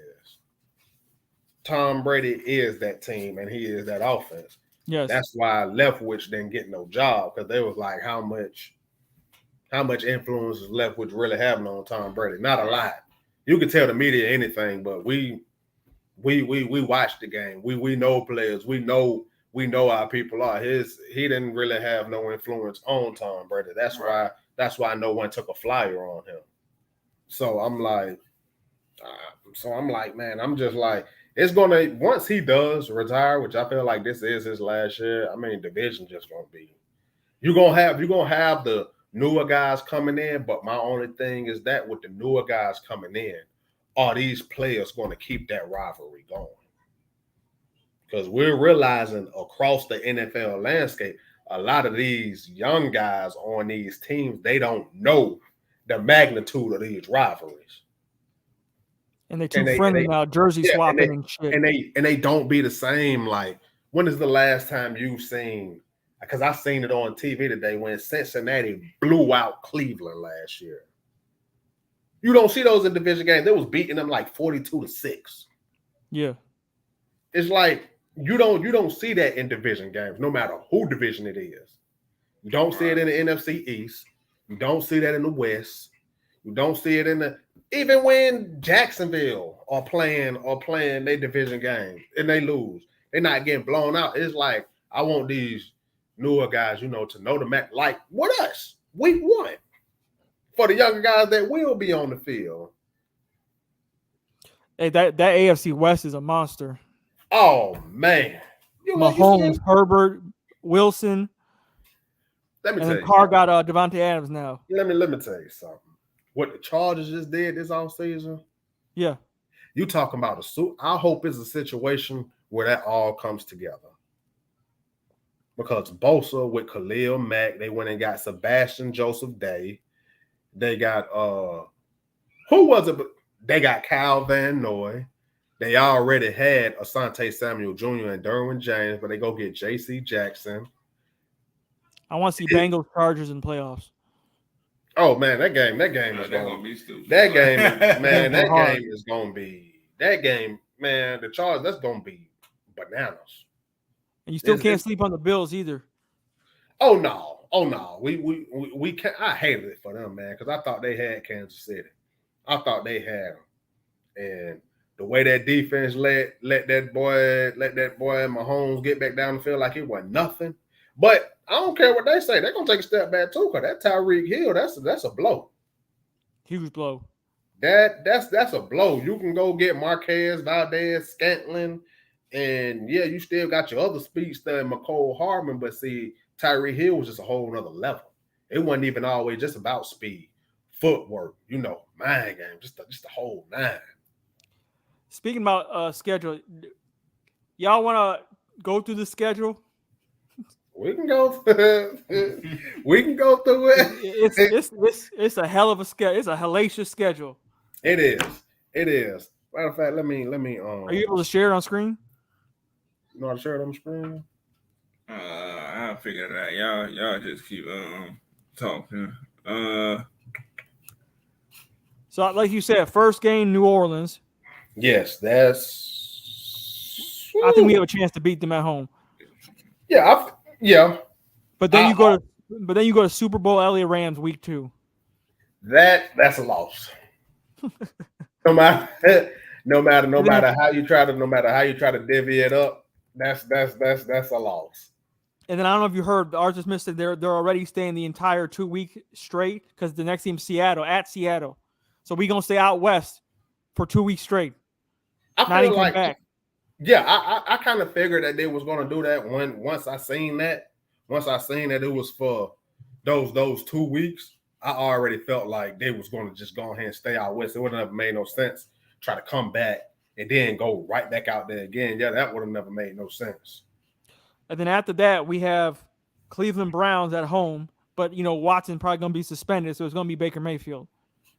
So it's gonna be stopping Nick Chubb. The whole game's gonna be stopping Nick Chubb. Well, let me ask you this: Do you think they're gonna keep Baker, or do you think they'll be able to offload him? I don't care what anybody's saying. The only reason they're keeping Baker is because they don't know what's gonna happen with Deshaun Watson's suspension. That's the only reason. So I think they holding on to Baker until they get an absolute clear notice of what's going to happen to Deshaun. They're going to try to keep Baker as much as possible. But in the meantime, Baker going to be pissed off and not play. He's going to. That's the thing. Because he's already not showing up. Correct. So why would he do them a favor and play and put his body in the line knowing he's going to get replaced weeks later when Deshaun comes back? He's not going to do that. Yeah. Oh, so there you go. You got it. Yeah, got it up. Go ahead. Okay, then you can speak on the next one. What is it? At Buccaneers. Yeah. At Tampa. Is at Tampa? I feel like we may lose that one. I feel like we may lose that game because it's either Tampa and Tampa. And Tampa has had our number the past 2 years. So that game at Tampa, I feel like they may get us with that one. Yeah. And then at Falcons versus the 49ers. Now, all reports I hear are that Trey Lance is still struggling real bad and he's still throwing a lot of interceptions in camp and they still are not sure about to move forward with him. And they traded up for this dude, like a first round for this dude.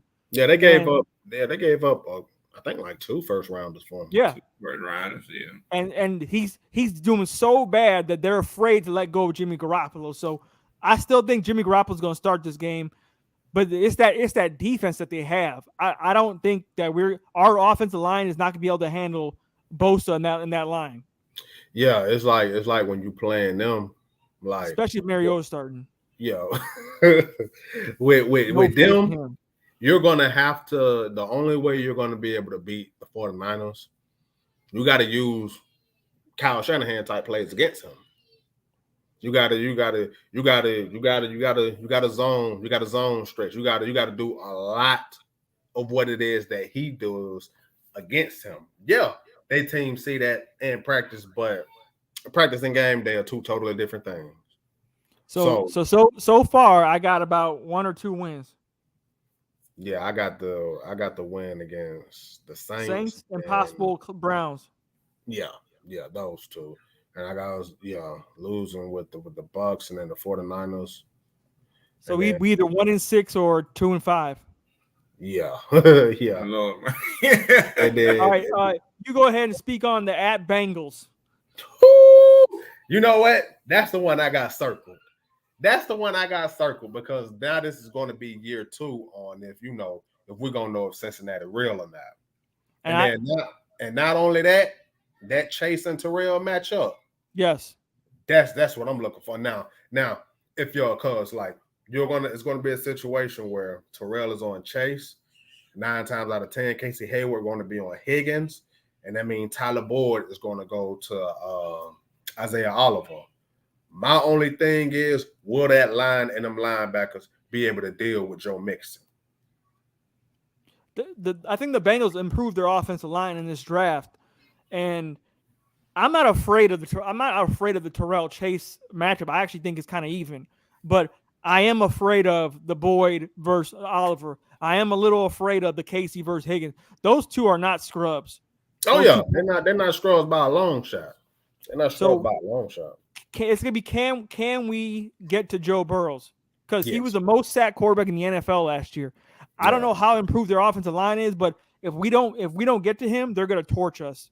Yeah, you can't give him too much time. Well, shoot, you see, Tennessee got to him. Oh, Tennessee, like 10 times. Tennessee beat the They got brakes. defense. It still lost. They got Yeah, defense. but Tennessee offense wasn't hitting on Hitting nothing. on that, man. So are we calling this a win or a loss?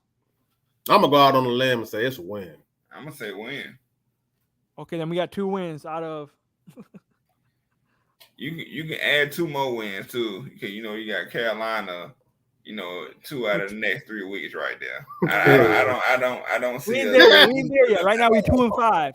Panthers, what we got? A win? The Panthers. Yeah, I think it's a win. Yeah. And then we losing to San Diego. I mean, not San Diego. Let me be correctly. The LA Chargers. We losing to them. Then we 3-6. At Carolina. We beating them again. We sweeping them. 4-6. At home versus Chicago. Oh, we're gonna beat Chicago. 5-6. At Washington. We need payback from last year. What you matter of fact, before I even give my full prediction on that, what you think about that game? Because I don't think that they're tough. We struggle versus strong, powerful defensive lines, and Washington has that. And I don't see Mariota or Ritter being ready for that line. And our offensive line, I don't think it's that good. I mean, yeah, true, but when we on the road. Yeah, when we watched that game last year, remember it wasn't even so much as far as just like the line play. It was just literally just going into dummy mode down the stretch in that game. It really wasn't. Yeah, it really wasn't. Too big of line play per se. It could end up being, a factor this time around. I'm calling it L, making it 5-7. What do if you guys want to make it 6-6? I can roll 5-7 because the lines are something that may come into factor this time. Okay. So 5-7. Then we got at home versus the Steelers. It's Steelers. Remember, no more Big Ben. It's Kenny Pickett. Who do they have on there? Kenny Pickett and Trubisky? Yep. Yeah.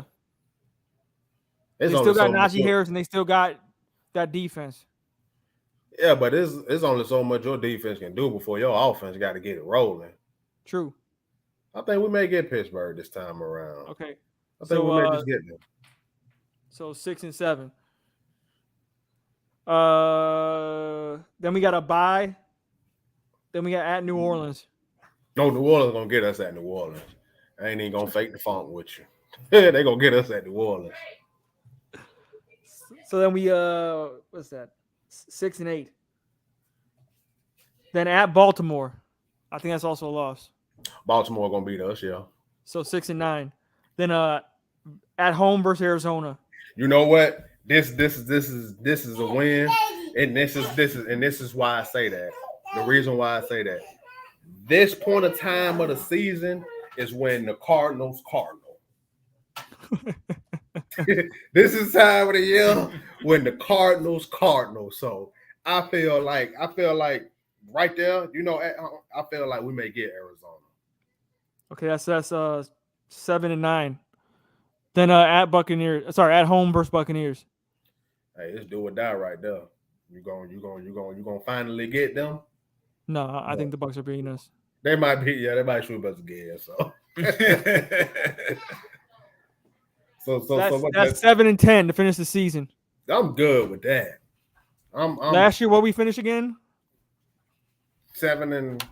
7-10. Well, no, last year the schedule was different where we still had one less game, right? No, they did. They did 18-game season last year. You're right. So same record. Yeah, but with a way tougher schedule. Correct. That schedule last year was, even though that schedule was terrible, you got to look at your roster at that point in time. which puts us in the same neighborhood for the same draft pick this coming year, which leads me to my next question, because your big dog in Georgia is going to be in that neighborhood. Jalen Carter, yeah. That dude. So what do you think about that dude being on the clock and he's staring us in the face at that same position? Oh, man, you better not hesitate. You better a lot not of people hesitate. are talking about bailing on Ritter already and going with CJ Stroud or Bryce Young if we get a high pick. I want to Fuck that. Yeah, Fuck that. I'm not going to give up on him after 1 year. Jalen Carter right there. I agree. Jalen Carter is right there. You take him, because I'm gonna tell everybody. If y'all want to be totally honest, Jalen Carter is the best player on that defense. Does he play more outside or inside? He plays damn near both, but I think he played more outside, if I'm not mistaken. Yeah, he played more outside. We can put him opposite Ebiketie. Yeah, you can put him opposite Ebiketie. If you want to slide him inside, you can slide him right next to Grady. It's just like in that point in time, I'm not finna give up already after no 1 year. Yeah, I know CJ Stroud and Bryce Young and all that. You know what I'm saying? That's all cool. But Jalen Carter or Will Anderson.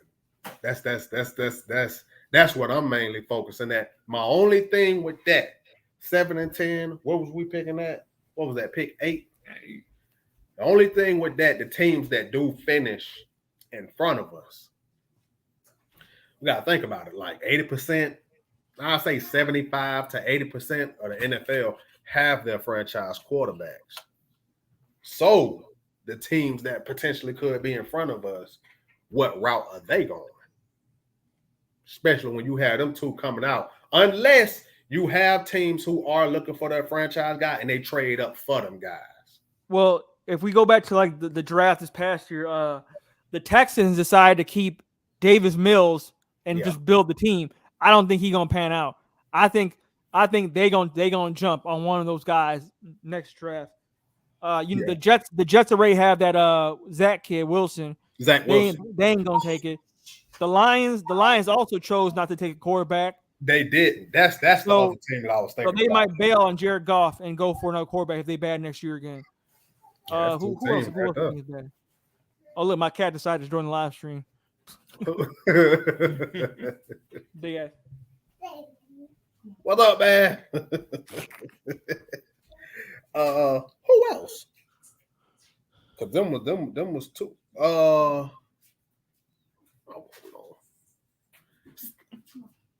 Ain't Seattle another one? Nah, Seattle might be bad this year because they don't have Russell Wilson. And they got Drew Lock and Geno Smith. Yeah, they're gonna be in play for a quarterback, most likely. Carolina might be back up there. The Bears might be up there. Who? The Jacksonville. You think Jacksonville gonna be back up there? If they got Trevor Lawrence, home quarterback.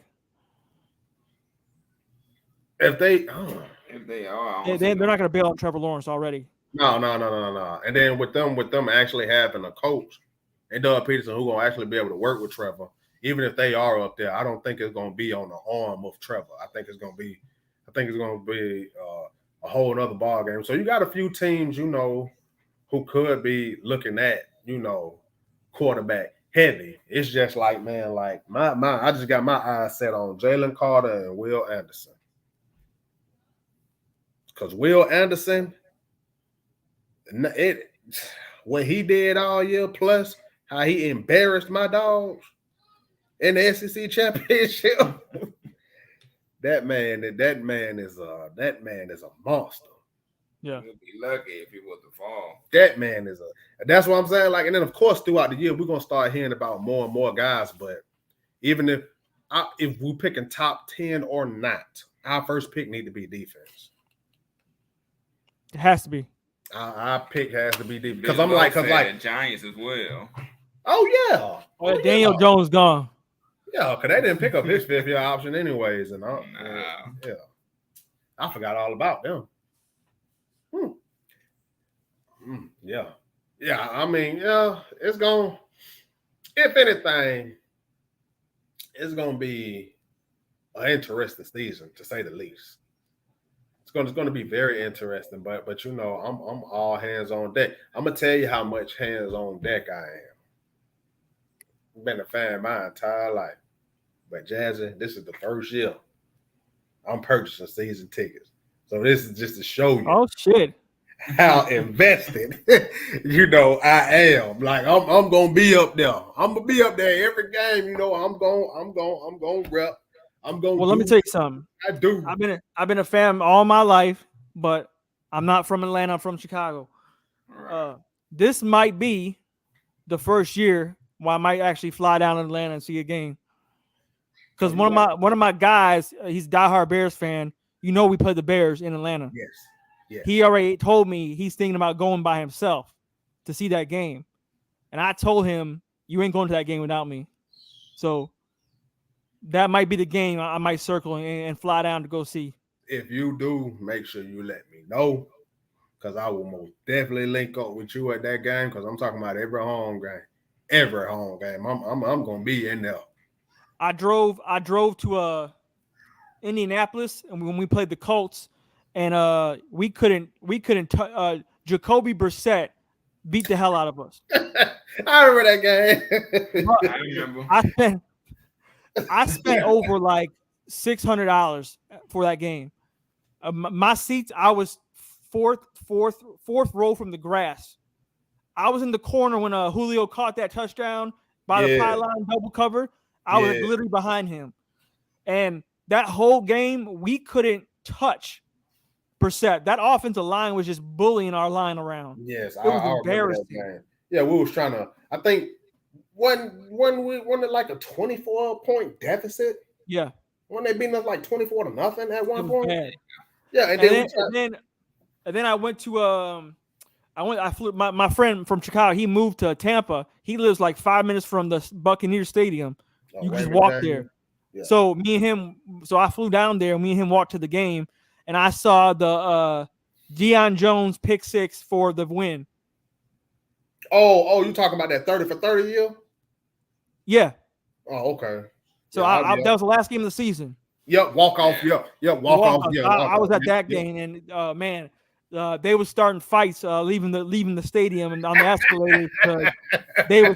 There was a bunch of Falcons fans there talking shit, and it just broke out into like a brawl, and it had to be separated by cops. That sounds about right. So my visiting record is 1-1. So I need another game to even it out. Yeah, because what's going on is because as a matter of fact, back in 2019, went to the Sunday night game against Philly. That Sunday nighter when Julio had that touchdown. That was the last game I had went to, because after that game I ended up moving down here to Jacksonville. It was because of work purposes. You going to Florida? Yeah. Oh, yeah, we in Florida. And I've been down here, ever since. But I'm moving back. Back, and I already called the folks on the line and all that. I already got the process rolling of getting season tickets. First payment coming up. That's finna get ready to come out, and then finna take it on from there, because I'm finally coming back. So now since I'm going back home, because I'm born and raised in Georgia. Why'd you end up in Florida? Work. The job that I worked at, the facility was shutting down, and it was either wait for your service package or you could transfer to another one of the facilities. The other facility, the nearest one, was really in Alabama, but I went for the move to Alabama. So is your boy from Florida, or is he from Atlanta too? No, he's from Atlanta too. Came down for the same reason, basically. You follow him for work? Yeah. Couldn't find no other better jobs, man. So I came on down. We worked at the same facility. We worked at the same place. Yeah, I was there, then got him on, and then when he had first left, he stayed, and then he hit me up. It was like, about coming down here, so came down here for it. But now we in the boat, we in the transfer or moving back. I'm just gonna go to a totally different company. So how the hell he an Alabama fan?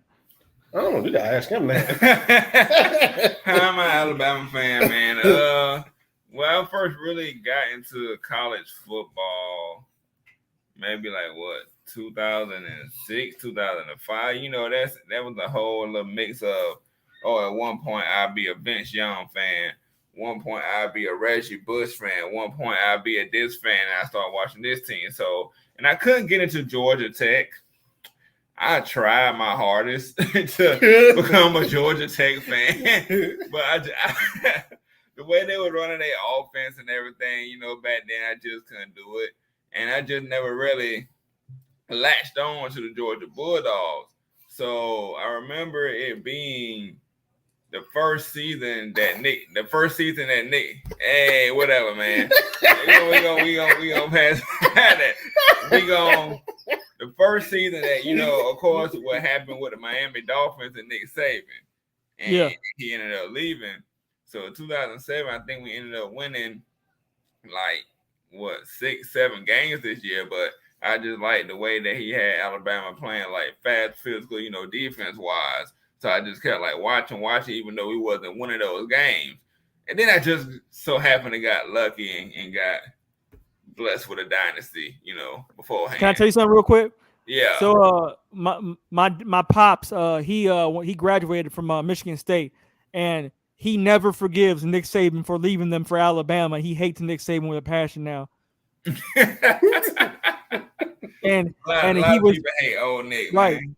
And then he was mad when he saw Nick Saban did the same thing to the Miami Dolphins. He said, like, you know, don't ask me about leaving this team. Like, those reports are not true. And then like a week later, he left for Alabama. Mm-hmm. So my dad was like, see, Nick Saban is full of shit. Everywhere he goes, he lies. Let me back my coach up on this one. He originally left. He left because y'all remember the year that you know, of course, Drew Brees had the shoulder injury up there, you know, in San Diego. San Diego ain't no letting him go. And Nick Saban was pleading. You know, they all went inside Dante Culpepper, but he was pleading to get Drew Brees. He wanted Drew Brees. And, you know, he said that the organization went behind his back, of course, and got Dante Culpepper. And he was just like, F it, fuck it, I'm not finna work with this. You a coach. I'm gone. You a coach. I ain't general manager. Man, look, who wanted Dante Culpepper at that time? The team. Nobody. So he wanted Drew Brees. They ain't get him. He said he was done.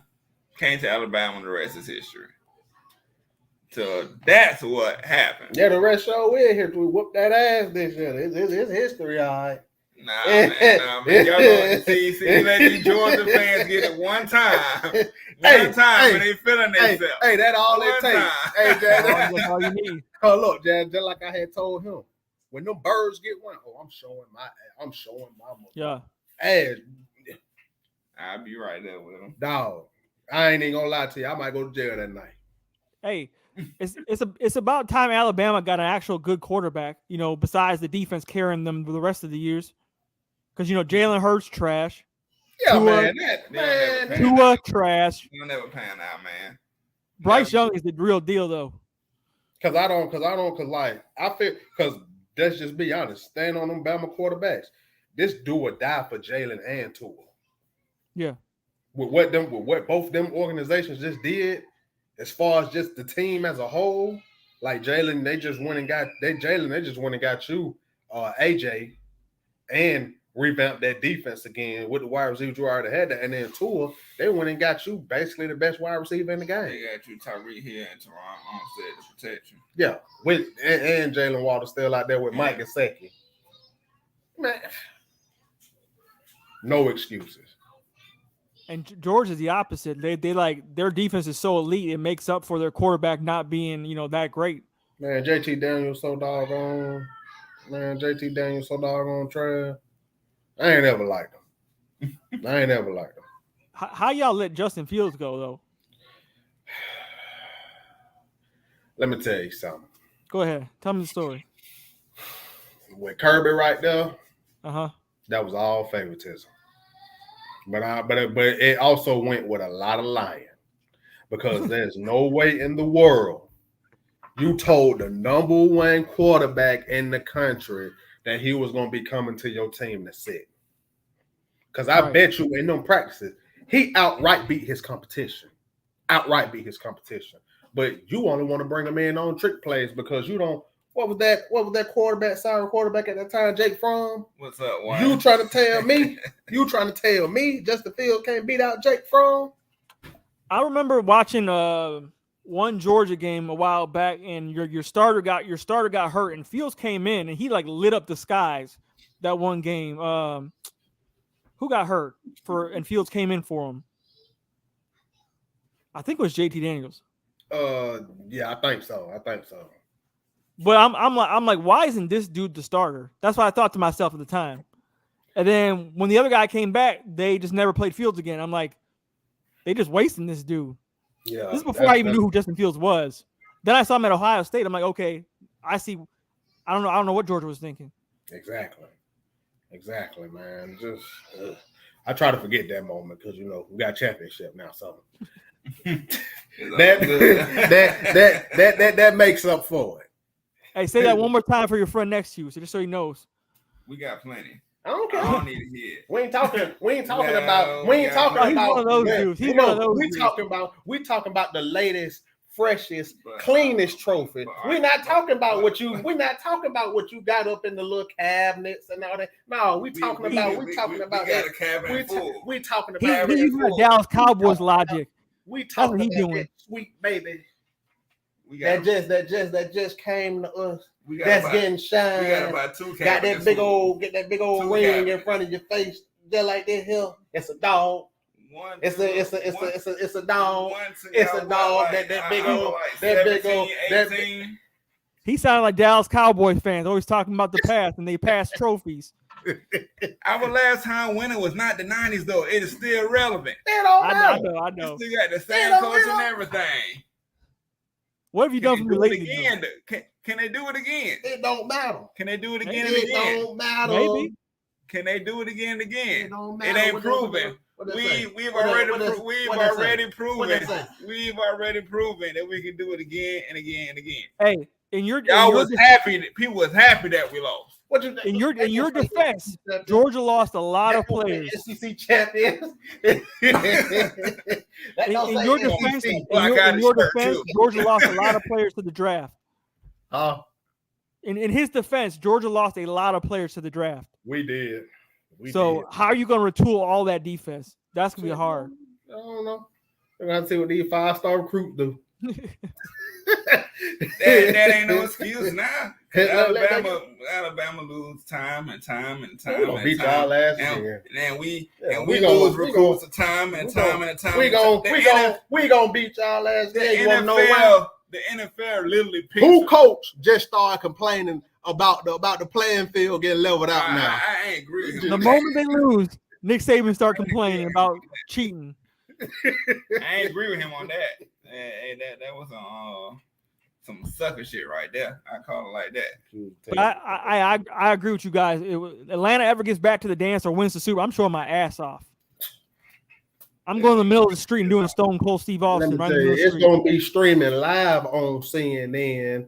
There's this black fella on top of the CNN center going bananas. You hear me? That gonna be me. I'm letting everybody out there know that's gonna be me. I'm gonna stream live with a damn GoPro, and I'm 2 beers, Stone Cold style. I'm gonna get arrested for a public intoxication. Man, look here, man. Look here. That shit. I'm gonna cry. They ain't gonna lie. I'm gonna cry. But it's gonna be tears of joy. It's gonna be tears of joy. Who's the one dude you said on the Falcons you don't like? Oh, me? Yeah. Right now? Yeah. Oh, there's a couple of them. No, you said Steven Means? Oh, he ain't with us no more. Oh, yeah, that's right. That's right. I was talking about last year. I take back everything. At home, I take back everything I said about Terry. He bring him back. Didn't he go to like the Chiefs or something? Who? Means? Steve Means. No, Means was at the house. Oh, he didn't get signed? No, he was at the house when we went and got him. He back at the house again. Mayfield needs to be back at the house. Man, look here, man. Mayfield need to be back in college. I told everybody that was a reach. That was such a fucking reach. Third round. What did he say? You talking about memes at Publix making sandwiches. Big Low, big.